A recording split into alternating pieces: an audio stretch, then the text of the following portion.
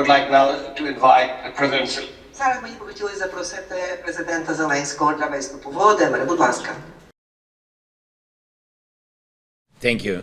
Thank you so much, dear Secretary Hilly, dear Minister Pistorius, ministers and commanders, dear friends. I'm grateful for today's meeting and for the Рамштайну format, which is truly useful.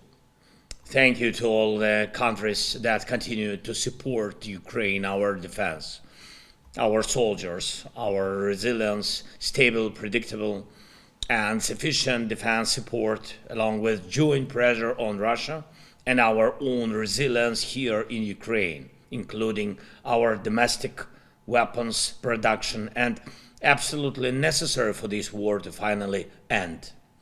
And it must end at the negotiation table. Only the most difficult conditions for Russia on the battlefield and in international relations can force it to do what's needed for a true peace. And today marks exactly 1 month since Russia rejected the US proposal for a full and unconditional ceasefire. 1 month that has made it completely clear Russia is the sole cause of this war. Without strength against Russia, there will be no will in Russia to accept and implement any realistic and effective proposals for peace. I thank everyone who supports this kind of policy, a policy of real results. Today, I'm speaking to you from Кривий Ріг. This city lives under almost constant air alerts because of drones or Russian missiles. The most dangerous threat is ballistic missiles. When there's a ballistic threat, people have just a few minutes to reach shelter. Just imagine what that's like sending your child outside or just walking through the city knowing that a missile can hit within 5 minutes of launch.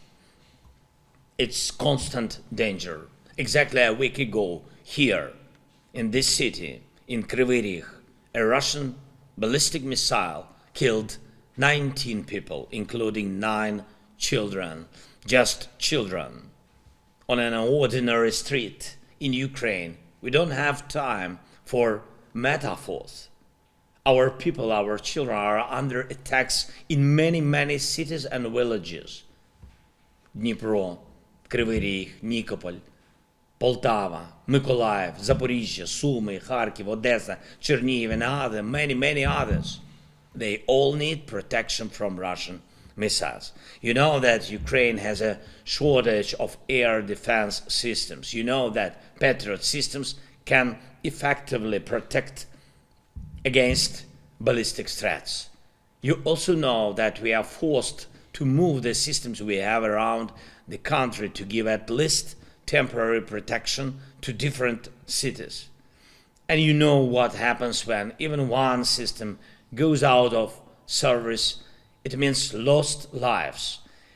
In Russia, they see this as their advantage, their ability to be a terrorist state. And we must take away that ability, their belief that killing can be treated lightly. I ask you to focus first of all on air defense for Ukraine. We truly need it. 10 Patriot systems, the free world has them. What is needed now are political decisions to make them work for peace. We need that result. Next, right now, Ukraine's defense minister is in Brussels, and he will present the most urgent needs for supplies to the front lines. But I ask you not to focus only on current or short-term needs. We need a clear long-term security strategy. Last week, our soldiers captured the first Chinese citizens fighting on the front, fighting for Russia.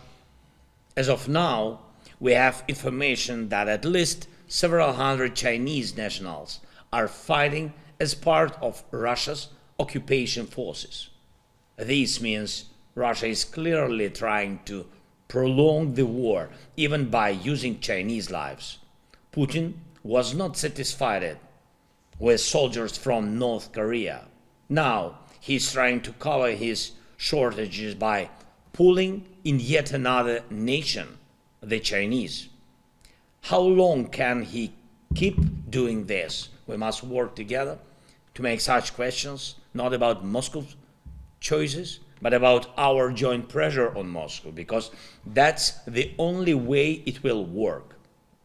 And along with supporting our forces and maintaining sanctions against Russia now, we must also think about the future. What will force Russia to choose diplomacy and peace tomorrow? This is our common fate. Europe, the United States, NATO.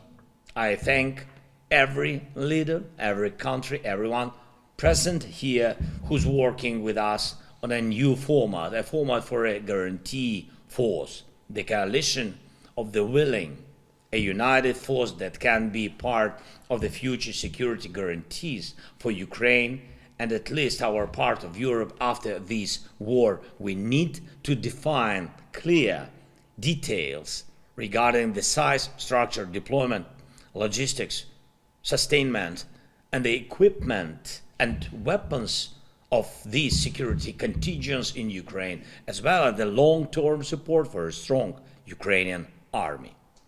Thank you to everyone who understands how important it is to increase defense spending in Europe and to strengthen cooperation between our defense industries. And thank you to everyone who understands and explains to others that the key to successful diplomacy is determination. Determination in defense, determination in support, determination in pressuring the cause of this war, Russia. Pressure on Russia must increase every day until the daily threat of Russian attacks disappears. It must vanish from Ukraine's sky, land, and sea. Thanks to you, to everyone who's helping. Slava Ukraini! Thank you very much, Mr. President.